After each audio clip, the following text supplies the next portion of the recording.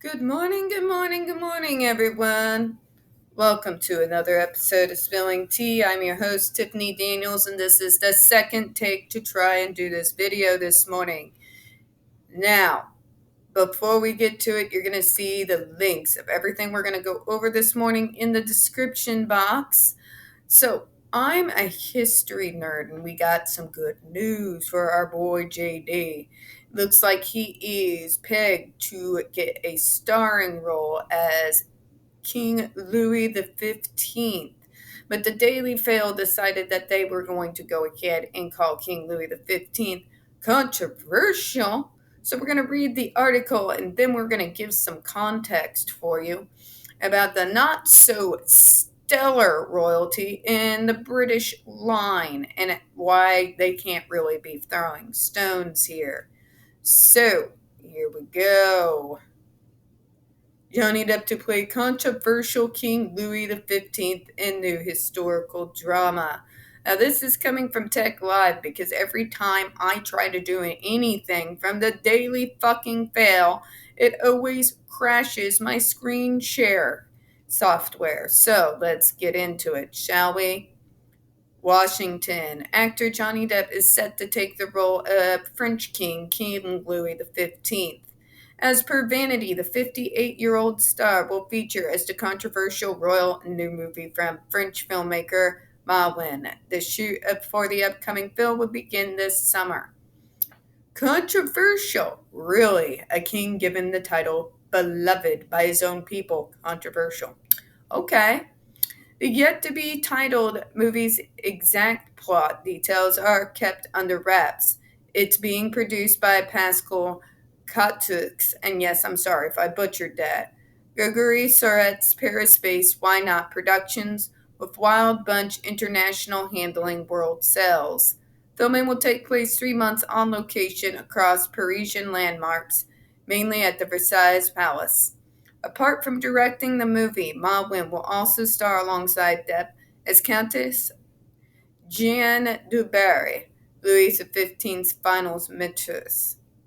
Louis XV, who was nicknamed the Beloved and reigned 59 years, the longest in the history of France after that of King Louis XIV.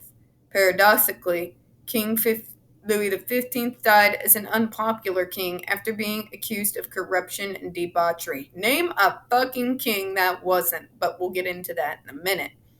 The upcoming film is the first that Depp has signed on to since losing his libel case against a British tabloid in November 2020. Yes, because they can't do a single goddamn article on the man without mentioning his goddamn ex. But they don't do that to women. Moving on. He previously sued the outlet after it called him a wife beater following his contentious split from now ex wife, the nameless one, because we gotta throw this in every 5 seconds, including about a movie that has nothing to do with it. After losing the case, yes, we gotta mention that 5 times, so you'll buy it. But he's guilty in a court of law. Bullshit. It was a civil case against the son. Okay? Depp agreed to exit the role of Dark Wizard Gellert Grindelwald in that Harry Potter spin-off series Fantastic Beasts. Yeah, you mean he was asked to be fired and not make a scene for, daring to exist while being a disabled, neurodiverse, freaking DV victim and dare being born male. Can we call it what it is? Ableism and sexism, folks. Mads Mikkelsen, when cast as the villainous character in the franchise's upcoming third installment, Fantastic Beasts: Secret of Dumbledore. Yeah, which I won't be seeing. I'm a Lord of the Rings girl. I'm a Tolkien stan from way back.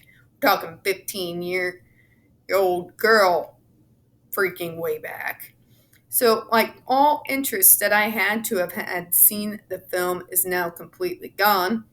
Depp's most recent role was a photographer as W. Eugene Smith in the drama Minamata, which he also co produced. While Minamata was not released in the US until last month, it premiered at the Berlin International Film Festival on February the 21st, 2020.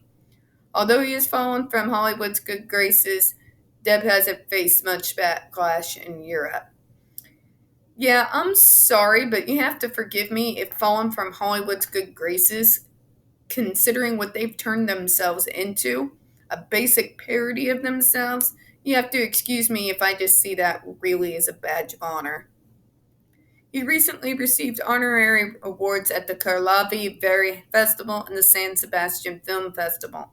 Depp was also celebrated at the Deauville American Film Festival in French Normandy in 2020 and received an award at the hands of Catherine Deneuve. Depp, who was taking the role of the French king, lived in France for many years with Vanessa Paradis, whom he has a daughter, Lily Rose Jack Depp. And don't forget his son, you bastards. The period movie will mark a departure for Ma Wen, an actor turned filmmaker whose films are all contemporary and often personal. Her last film, DNA, a thought-provoking ensemble family drama, was part of the Cannes 2020 official selection. Her previous film, Mon Roi, earned its star Emmanuelle Berkat a Best Actress award at Cannes in 2015, when her 2011 Police won the Cannes Jury Prize. Are they actually going to sit there and not tell you why they call King Louis XV controversial? Well, I'm going to tell it for you from AH's freaking batch of flying monkey themselves. Because he had 15 mistresses, which you would see in the Daily Fail. And corrupt and all of that, really? Really? Because the British royals have always been so stellar? I'm going to give you my case in point. King Henry VIII, which you all have made numerous documentaries and movies on ad infinitum, for ad nauseum, forever. So let's compare a British royal, shall we?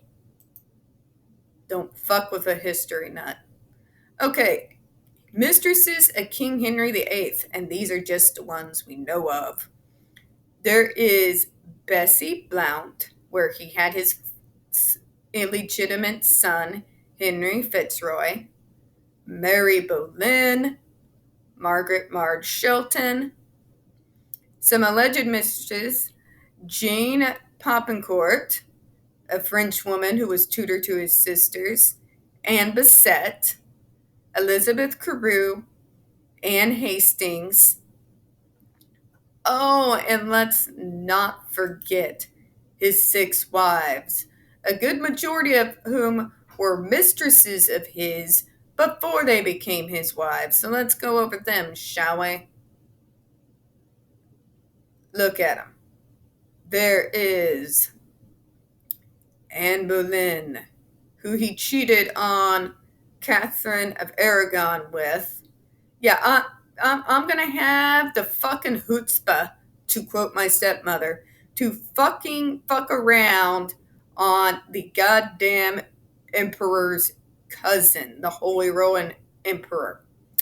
I'm going to break with one of the most powerful powers on the earth in those times.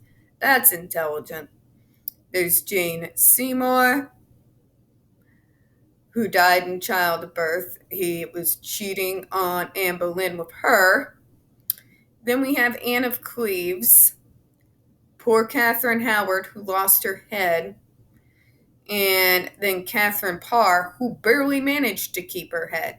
You can sit there and call King Louis XV corrupt, and you can sit there and call him a serial womanizer all you want to, but at least his mistresses kept their head. Know what I'm saying? Know what I'm saying? King Henry VIII is known as one of the most corrupt and most brutal tyrants that England has ever known.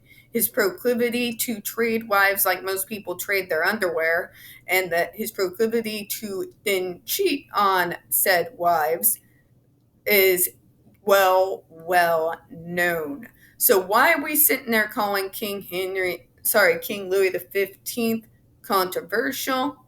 Well, I'll make it real easy for you folks. It's because they want to take another jab at Johnny. That's all it is, folks. That is literally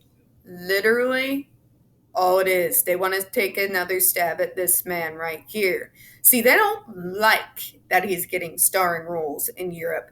They don't like that Europe has refused to cancel him and abandon him. They don't like that they just choose to believe evidence over a hashtag.